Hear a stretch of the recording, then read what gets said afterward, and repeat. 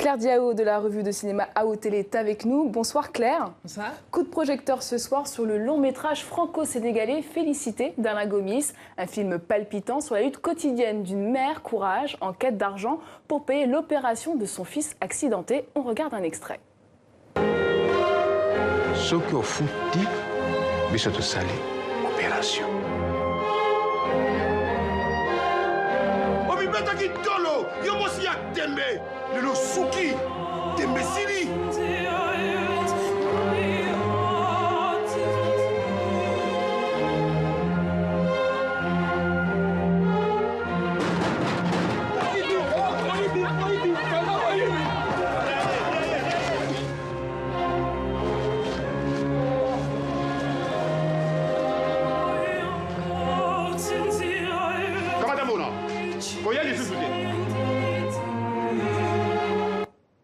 Alors Claire Diao, en quoi il est spécial ce long métrage Félicité ? Alors c'est le 4e long métrage d'Alain Gomis, à qui l'on doit La France, Andalusia, T, mais c'est son premier long métrage avec une femme en rôle principal et son premier long métrage tourné en République du Congo, démocratique du Congo. C'est un long métrage avec une puissance extraordinaire, qui est assez long, qui est vraiment tourné dans la mouvance de Kinshasa. On suit ce personnage qui est à moto et qui va chercher, réclamer de l'argent auprès de ses débiteurs. On vit vraiment avec elle et c'est un film qui représente, je crois, toute la difficulté et toute la force qu'on peut avoir en Afrique. C'est un film avec une extrême dignité et c'est un film avec une musique magistrale. Et ce film connaît, il me semble, une incroyable carrière. Oui, parce qu'il a fait des doublons et des doublés assez incroyables. D'abord, il a obtenu l'Ours d'Argent au Festival de Berlin, en Allemagne, en février. Il a enchaîné avec l'Étalon d'Or de Yenenga du FESPACO au Burkina Faso. Et c'était la 2e fois pour Alain Gomis, puisqu'il avait remporté le même prix avec T en 2013.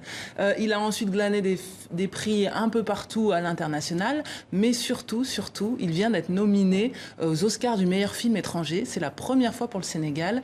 Et c'est un prix que l'Afrique n'a remporté qu'une seule fois, en 2006, avec un film sud-africain, Tsotsi de Gavin Hood.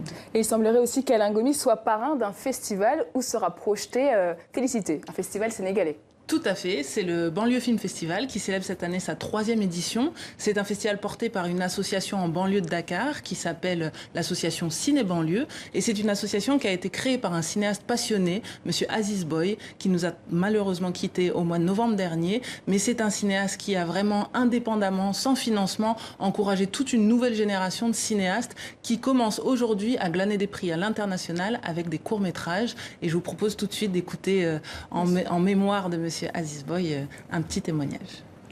À un moment donné, notre cinéma avait des problèmes, mais il n'est pas mort. Moi, je suis optimiste. Je me dis que dans les années à venir, notre cinéma reprendra sa place qu'il ne devait jamais perdre. Et je pense que les choses peuvent venir ici, au niveau de la banlieue, où il y a énormément de talent. Qu'est-ce que ce discours de Monsieur Boy dit du cinéma sénégalais, Claire ?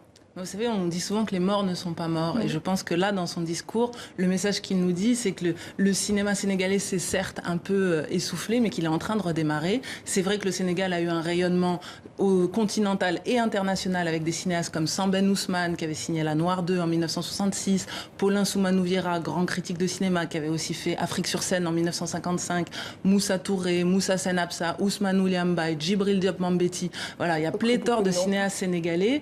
C'est vrai que ça s'est essoufflé dans les années 90, 2000, et puis avec l'avènement du numérique, avec une nouvelle génération de cinéastes aussi basés à l'étranger, comme Alain Gomis, Diana Gay, Alice Diop, il y a un nouveau souffle qui s'est créé, un nouveau souffle qui a surtout été marqué par l'Étalon d'Or de 2013 d'Alain Gomis, avec le film T, puisque le gouvernement de Macky Sall a décidé d'investir 1 milliard de francs CFA chaque année dans un fonds de promotion du cinéma, et ça c'est un message très fort à direction de tous les autres dirigeants africains. En tout cas, autant de films et de cinéastes qui sont à l'affiche de la 2e édition du Banlieue Film Festival, qui, je le rappelle, aura lieu aux Parcelles Asseni Unité 24 de Dakar du 15 au 17 décembre 2017. Merci Claire Diao. Je rappelle que vous êtes la cofondatrice de la revue de cinéma panafricaine AO Télé, disponible sur votre site internet.